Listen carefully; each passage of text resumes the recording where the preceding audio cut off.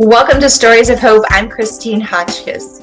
I believe everyone has a story that is unique, just like our fingerprints that put us on the paths and the journeys of our lives. And some find purpose.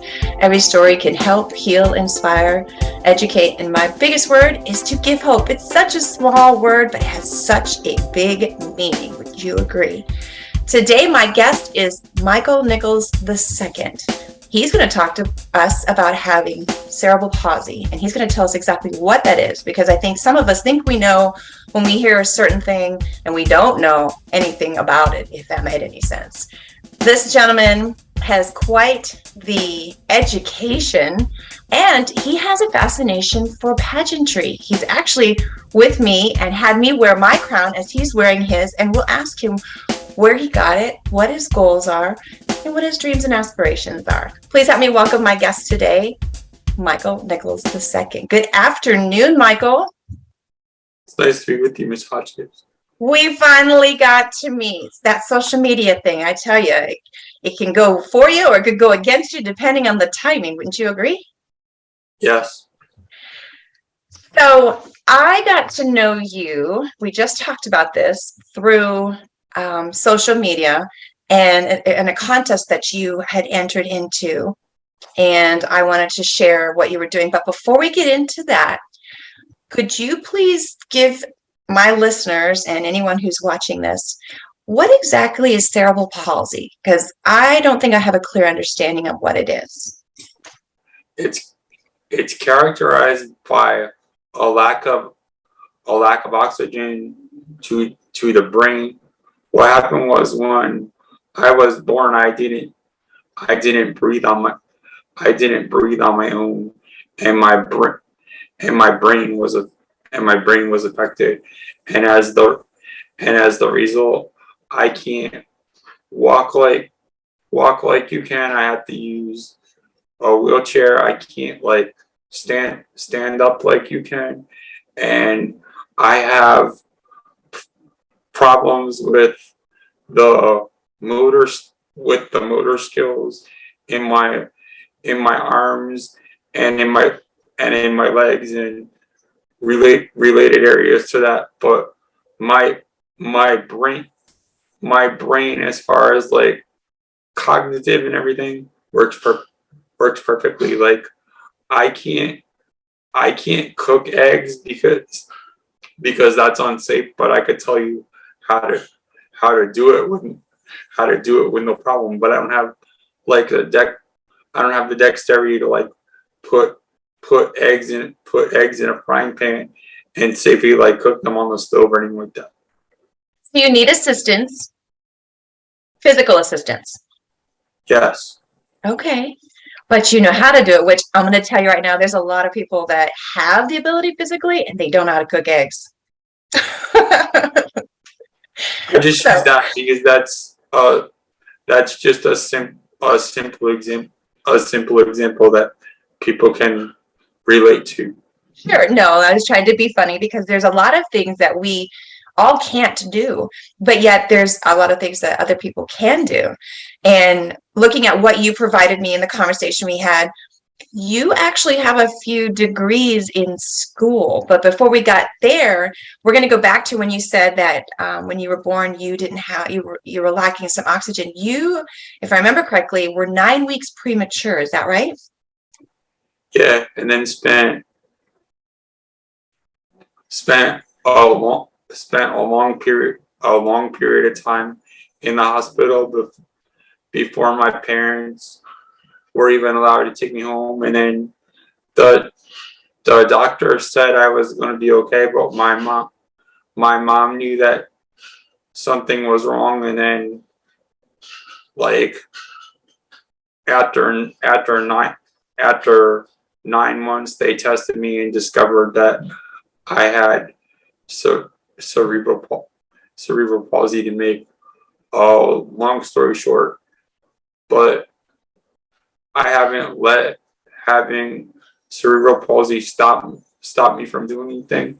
In school, I was like 100% mainstream for each grade, and then up to and including the completion of my second associate associate's degree. I took regular classes just like anybody else would. Love your drive that some people say, and you've heard it, I can't do this, but you just mentioned you didn't allow it to define you. You've done other things. Your education is one of the probably your most prominent things in your life that get you through your day-to-day thing. And I think you also mentioned in here that you are a writer. Is that right? And you finished with a degree in political science. Where does political science, but what do you do with political science? I don't know anything about what you can apply that to. Political science is like the study of the government and how the government works, like executive branch, legislative branch, and judicial branch, and then like understanding like what each branch does, and like getting in the weeds a little bit about how like a law is passed and things like that, and like what's legal and what's not. Like most people like don't enjoy reading the multi-page Supreme Court decisions that come out. They like will go to the last page and understand like what the ruling was, but they won't like dive into it. In one of my classes, we had to write papers about what was in the opinion and why it was written that way. So that is we all know what the political thing is. These last few years, I think we've been more educated about politics than we've ever in our lifetime, at least mine. Thank you for giving me that education on that. With knowing that you've got a couple of degrees, as a youth, did you struggle with being in school and education or making friends because we all see things as someone's different than we are? Were there any challenges that you had? And I ask this because there are a lot of people that are not educated to the differences that we all truly have. And that if we actually opened up our eyes and our minds, we'd realize that we are different, but we're the same, trying to achieve goals. And we'll talk about goals in a minute. So the question again was, did you find any struggles with the education part or making friends because you were different? There was a little bit. I didn't want to like call it a struggle. It was like especially when I was in college, it was like a challenge because the teachers were like, you want to do what? You want to go where? You want to go where? You want to do what? But that happens in like my everyday life. I like to tell people my wheelchair doesn't define what I do. I define what I do with my wheelchair. Meaning that just because I'm in a wheelchair doesn't mean that I can't do that. It eliminates me from doing something. It may change the way I have to do it, but it doesn't automatically and alone eliminate that I will do something. And a lot of people, this is your norm. You don't know what it's like to walk, like you already mentioned early on, or be able to make eggs or do certain things that I myself can do. And there are other people that cannot by choice or because of a disability. And I learned a long time ago by a gentleman who I just adore him. And he said, I don't like to hear the phrase disability. It's different ability. Would you agree with that statement? Yes. Okay.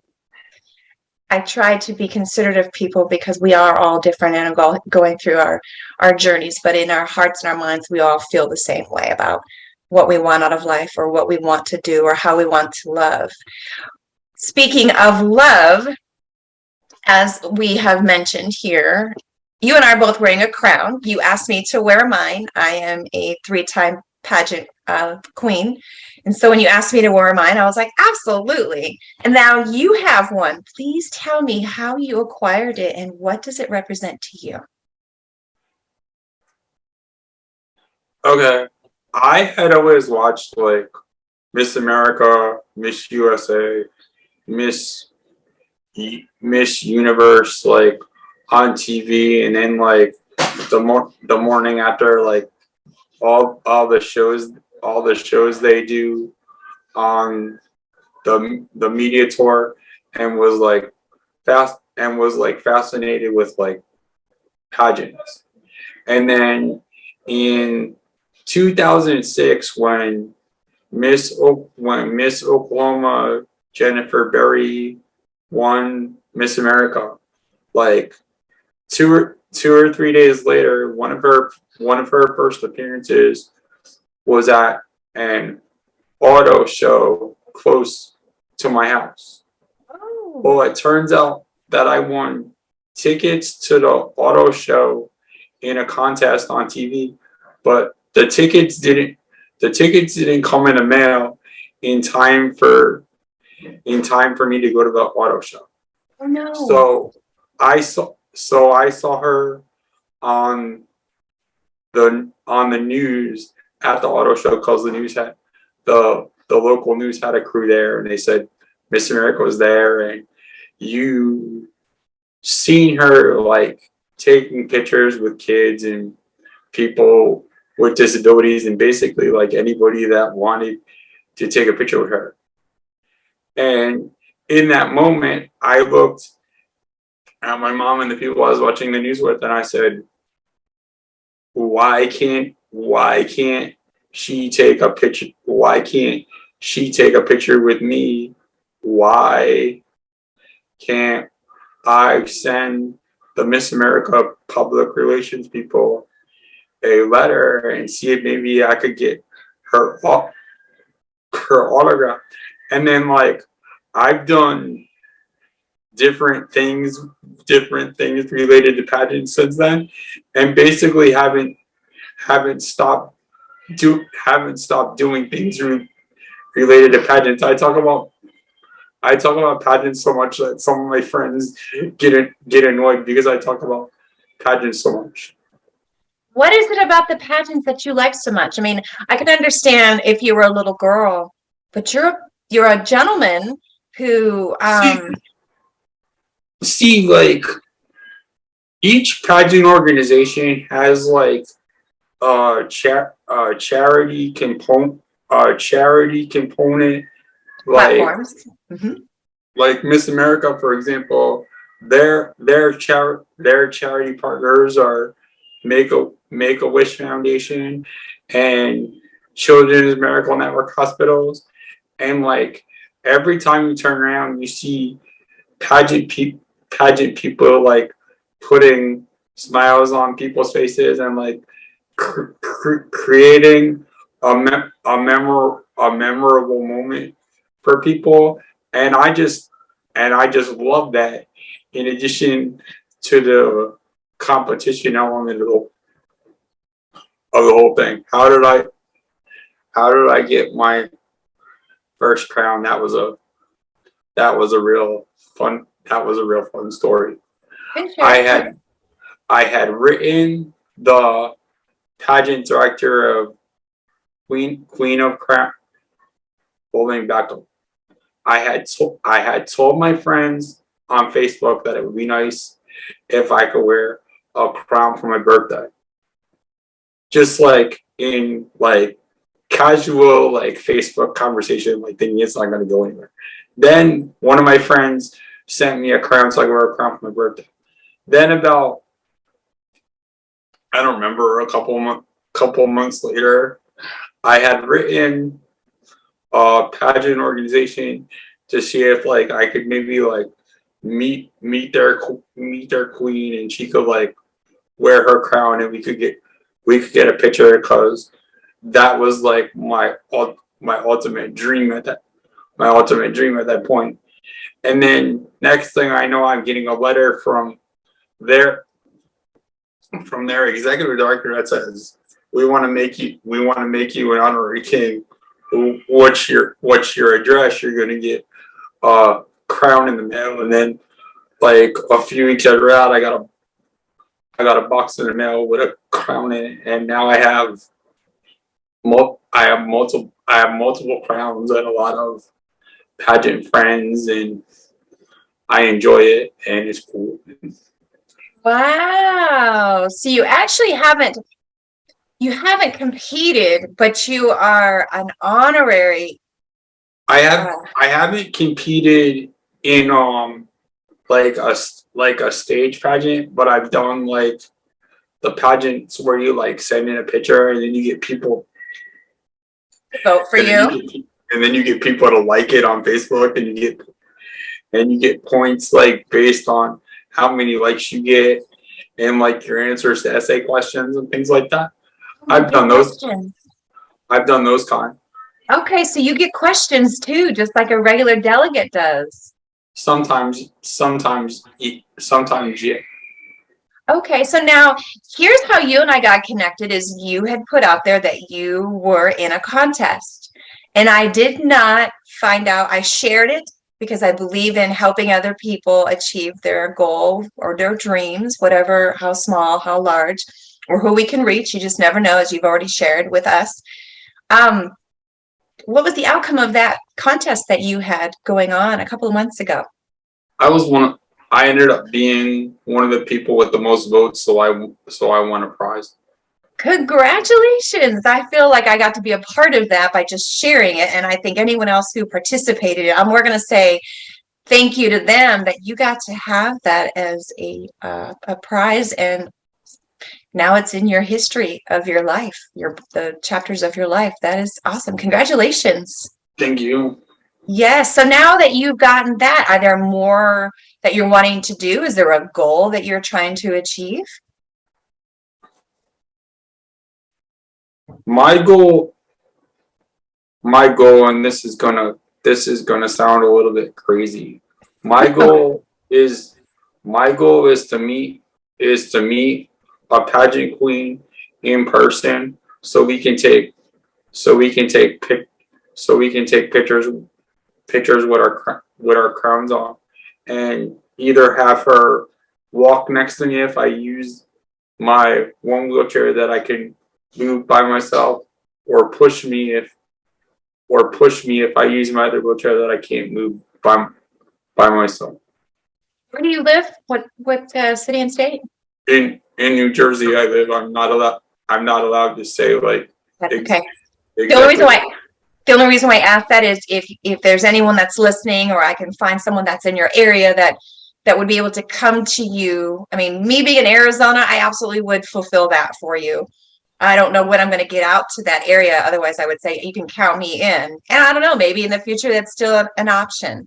But this way we can put it out there that, if someone can either send a photo of themselves autographed, or if they're in the area, that they could honor this wish of yours. I mean, I'm hopeful that there's a pageant that I'm looking at going to later this year, but I'm hopeful that it happens with COVID and everything, because COVID honestly could change everything and make it so that even if the pageant happens, I'm not allowed to go. I won't go into the weeds of that, but I have to be what they call supportive when I go anywhere. So if the support people aren't allowed to go with me, or I can't find people to go with me, then I can't go, because I can't safely go anywhere without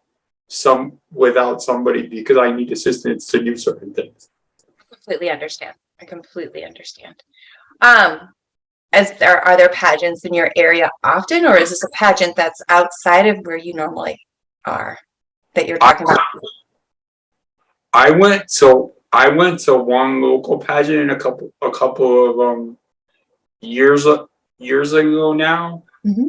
But at that point, I wasn't a king yet. But I did get to get my pictures with my picture with the winners, and that was awesome. Okay. Well, I happen to be around a few ladies here in Chandler, Arizona, that they're going to be having their stage moment in October at the end of the year. And if I can get them all together, it's hard to get them all together at one time besides at the actual pageant. But between now and then, if I can get them to, we do a group picture and I'll wear my crown too. Would you be accepting to a photo? Not that you'd be able to be here, but could we still maybe provide that as part of your goal of women that you know that are title holders?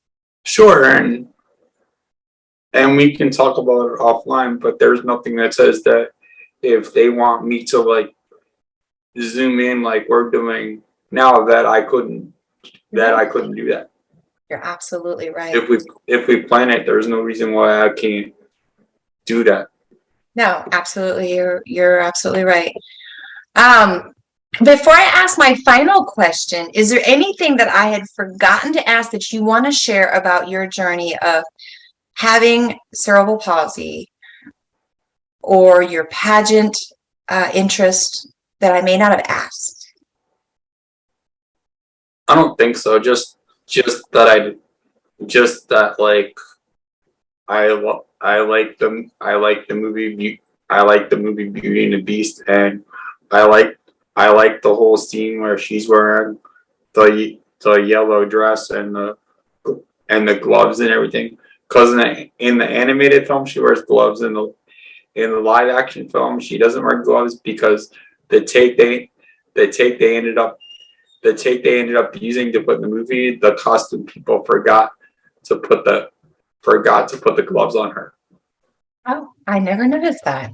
You never know until someone tells you something different than what you already knew. So thank you for bringing that to my attention.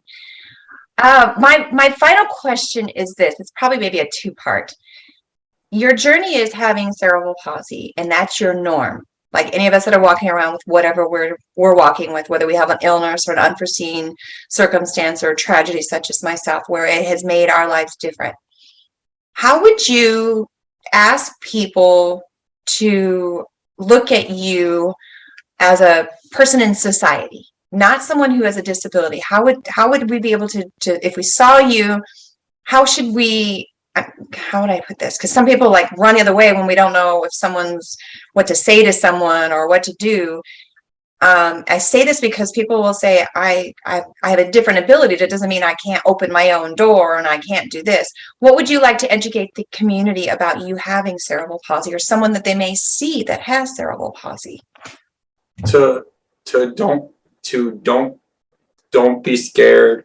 Ask questions, and we can have a conversation.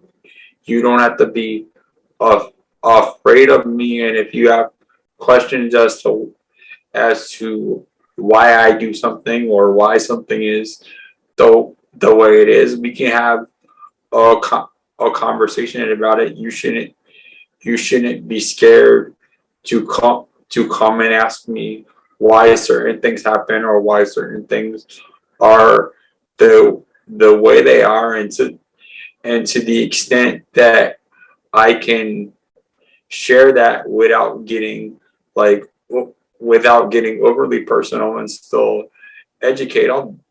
I'm more than happy to do that, because that helps you understand, which ultimately helps everyone, because our goal is to everybody's goal is to make the world a better place.